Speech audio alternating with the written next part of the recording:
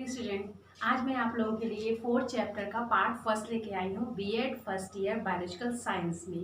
पिछले चैप्टर में मैंने आप लोगों को बताया था कि किस तरह से जो शिक्षण विधियाँ होती हैं जीव विज्ञान में सहायक होती हैं। बहुत सारी शिक्षण विधियों के बारे में बताया था और जो लास्ट शिक्षण विधि थी उसके बारे में मैंने आप लोगों को बताया था कि जो इंडक्टिव मेथड और डिडक्टिव मेथड जीव विज्ञान के शिक्षण में कितना महत्वपूर्ण होता है। तो आइए आज मैं आप लोगों को बताने वाली हूँ जीव विज्ञान शिक्षण के व्यवहार परक उद्देश्य, behavioural objectives of biology teaching. ये बहुत ही इम्पॉर्टेंट है आपके लिए, ना सिर्फ इसमें बल्कि ये सभी जितने भी आपके विषय होते हैं या जितने भी विषय के तौर पे आपको पढ़ाए जाते हैं उन सभी के लिए, उन सभी के बिहेवियर के बारे में, उनका जो ऑब्जेक्टिव होता है उसका बिहेवियर है उसके बारे में है। तो ये सबसे इम्पॉर्टेंट, तो ये जीव विज्ञान में क्या इसका इम्पॉर्टेंट रोल है ये मैं आज आप लोग को बताऊंगी।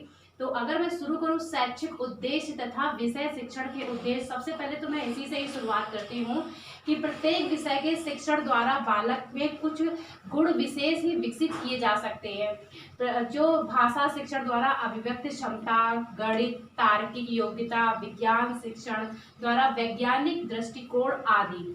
तो अगर हम बात करें शुरुआत से ही, तो प्रत्येक विषय के शिक्षण द्वारा बालक में प्रत्येक विषय से संबंधित यहाँ पे हो गया हिंदी, इंग्लिश, मैथ, साइंस, आप जितने भी विषय, इवन कला का विषय या कितने विषय सीखते हैं तो वो सभी विषय के द्वारा ही आप में बहुत सारे गुण विकसित किए जाते हैं।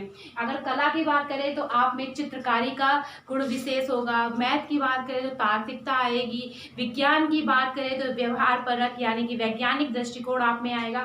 तो इसी तरह से हर विषय से आप कुछ ना कुछ गुण विशेष ही विकसित किए जा सकते हैं। जैसे कि भाषा शिक्षण द्वारा अभिव्यक्ति क्षमता, एप्टीट्यूड आपके अंदर आता है, एप्टीट्यूड कैपेसिटी बढ़ती है। गणित द्वारा तार्किकता योग्यता आती है, तार्किक यानी कि आपके अंदर सोचने समझने की और चिंतन करने की जो क्षमता डेवलप होती है वो तार्किक योग्यता होती है। विज्ञान शिक्षण द्वारा वैज्ञानिक दृष्टिकोण आदि। विषय शिक्षण द्वारा विकसित इन विशिष्ट उद्देश्य को विषय शिक्षण के उद्देश्य कहते हैं। जैसे ये था विषय शिक्षण के उद्देश्य क्या है, यानी विषय शिक्षण क्या होता है कि जिस विषय के बारे में आप बता रहे हैं छात्रों को उसके अंदर कुछ न कुछ गुण विद्यमान होना, उसके जरिए विषय शिक्षण का उद्देश्य कहलाता है। तो आपको ये तो समझ में आया हो कि विषय शिक्षण के उद्देश्य क्या होते हैं। आगे समझते हैं हम लोग कि शिक्षण अधिगम प्रक्रिया को प्रभावी बनाने के लिए अर्थात शिक्षण द्वारा छात्रों में वांछित व्यवहार परिवर्तन लाने के लिए शिक्षण उद्देश्य को विशिष्ट प्रकार से लिखा जाता है। तो जो शिक्षण प्रक्रिया होती है उसको हम अपना व्यवहार में लाने के लिए, अगर आपको कोई भी सब्जेक्ट या कोई भी विषय के बारे में ज्ञान दिया जाता है तो उसके जरिए आप में बहुत सारी प्रभावी प्रक्रिया को प्रभावी बनाने के लिए उसमें छात्रों द्वारा वांछित व्यवहार परिवर्तन आता है। यानी कि आप कुछ भी सीख रहे हैं, तो अगर मैं पर्यावरण के बारे में सिखा रही हूँ तो आपके व्यवहार में पर्यावरण के प्रति अब व्यवहार बदलाव आने लगेगा कि पर्यावरण को पहले आप किसी भी चीज़ को यूं ही पेड़ पौधों को तोड़ देते थे या तो नुकसान पहुंचाते थे, तो अगली बार आपके अंदर आपके व्यवहार में ये परिवर्तन आया कि आपको ये पता है कि पर्यावरण के जरिए कितनी सारी अच्छाइयाँ आपको मिल रही हैं, तो आप पर्यावरण को नुकसान नहीं पहुँचाओगे।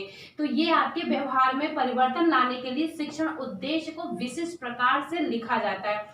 इस विशिष्ट लेखन को ही शिक्षण के प्राप्य उद्देश्य, व्यवहार परक उद्देश्य या शैक्षणिक उद्देश्य कह सकते हैं। जैसे हमें ये पूरा एक टारगेट लेना था कि ये हमें सिखाना है, हमें आपको विषय के बारे में, किसी विज्ञान के एक विषय के बारे में बताना है, तो हमको सबसे पहले तो उसका ऑब्जेक्टिव तैयार करना है कि ये हम सपोज मुझे सरसों के पौधे के बारे में बताना है या गुलाब के पौधे के बारे में बताना है या समस्त पौधों के बारे में बताना है, तो मैं आपको किस तरह से बताऊंगी कि आपको पता चलेगा कि हाँ आज हम ये सारी चीज़ें पढ़ेंगे। तो मैं आपको बताऊंगी कि पौधों का जीवन चक्र क्या होता है या पौधों की लाइफ साइकिल क्या होती है। तो अगर मैंने आपको बोला कि आज हम पौधे के लाइफ साइकिल के बारे में पढ़ेंगे तो आपको ये समझ में आएगा कि पौधों में पाई जाने वाली विभिन्नताएं, पौधे किस तरह से एक दूसरे से विभिन्न होने के बावजूद भी उनमें बहुत सारी एक एकता होती है, बहुत सारी उसमें ऐसी चीज़ें होती हैं जो सभी पौधों में सामान्य होती हैं। तो ये सारी चीज़ें एक तरह से ऑब्जेक्टिव्स होती है जो हम लिखने में ही हमसे प्रदर्शित होती है, विशेष लेखन के जरिए ही ये प्रदर्शित होती है। तो इसी को ही प्राप्त उद्देश्य, व्यवहारपरक उद्देश्य या शैक्षणिक उद्देश्य हम कह सकते हैं। तो अगर हम आगे बात करें कि प्राप्त उद्देश्य और शिक्षा प्रक्रिया का मूल आधार एवं अंतिम प्राप्तव्य है। प्राप्त उद्देश्यों को ध्यान में रखकर ही पाठ्यक्रम या शिक्षण विधि का निर्धारण होता है। मूल्यांकन प्रक्रिया भी इसी के उद्देश्यों के जरिए होती है। तो अब हम अगर आगे बात करते हैं उद्देश्य और प्राप्त उद्देश्य, इन दोनों में अंतर क्या होता है। ये बहुत इम्पोर्टेंट है कि उद्देश्य और प्राप्त उद्देश्य दोनों के बारे में हमें पता होना चाहिए कि क्या होती है क्या नहीं होती है। तो सबसे पहले अगर हम उद्देश्य और प्राप्त उद्देश्य के अंतर के बारे में पढ़ें तो सबसे पहले ये है कि उद्देश्य शिक्षा कार्यक्रम में दिशा निर्देश का कार्य करते हैं, जबकि प्राप्त उद्देश्य किसी देश की प्राप्ति सीमा के लिए होती है। और दूसरा है कि अगर प्राप्त उद्देश्य की बात करें तो ये विद्यालयी कार्यक्रम में जो प्राप्त उद्देश्य होते हैं ये निर्धारित होते हैं। ये हमें विद्यालयी कार्यक्रम के द्वारा हमें पता चलता है कि आज हमारे यहाँ प्राप्त उद्देश्य का एग्जाम्पल अगर मैं ले लूँ, सबसे पहले अगर आपके यहाँ कोई फंक्शन हो रहा है तो आपके यहाँ गीत का, संगीत का या कला लेखन का, तो ये आपका एक तरह से इसमें आपको पार्टिसिपेट करना, अच्छी तरह से प्रदर्शन करना, ये आपका प्राप्त उद्देश्य। तो आप उसके लिए पूरी तरह से तैयारियों में जुट जाते हैं। तो ये आपका प्राप्त उद्देश्य, यानी कि एक लिमिट, समय सीमा, सब चीज़ निर्धारित होती है, पूरा उसके लिए पूरा कार्यक्रम निर्धारित होता है, पाठ्यक्रम निर्धारित होता है। लेकिन जिन चीज़ों के लिए अगर हम बात करें सिर्फ और सिर्फ उन उद्देश्यों की जो आपके जीवन के लिए, तो इसके लिए समय सीमा निर्धारित नहीं होती, इसके पीछे बहुत सारी मेहनत होती, बहुत सारा समय, श्रम, ये सब लगता है। तो इसके लिए समय सीमा ज़्यादा बड़ी होती है। नेक्स्ट अगर मैं बात करूं तो प्राप्त उद्देश्य शिक्षा के उद्देश्यों के अंग होते हैं। प्राप्त उद्देश्य की प्राप्ति, किसी उद्देश्य की प्राप्ति में सफलता की एक सीढ़ी होती है। प्राप्त उद्देश्य क्या होता है कि ये एक स्टेप होता है, यानी कि आपको जो आपकी लाइफ का एम है, जो आपका मेन उद्देश्य है, प्राप्त उद्देश्य उसका सिर्फ एक स्टेप होता है। यानी कि आपको वहां तक पहुंचने के लिए बहुत सारे ऐसे स्टेप को पार करके फिर आप अपने उद्देश्य तक पहुंचेंगे। यानी उद्देश्य बहुत बड़ा होता है और प्राप्त उद्देश्य उसका सिर्फ एक पार्ट हो सकता है या एक स्टेप हो सकता है। नेक्स्ट अगर मैं बात करूं तो उद्देश्य के व्यापक होने के कारण पाठ्य वस्तुओं के चयन में कठिनाई आती है, जबकि प्राप्त उद्देश्य पाठ्य वस्तु के चयन में सहायक होते हैं और अध्यापक के शिक्षण में भी सहायता पहुंचाते हैं।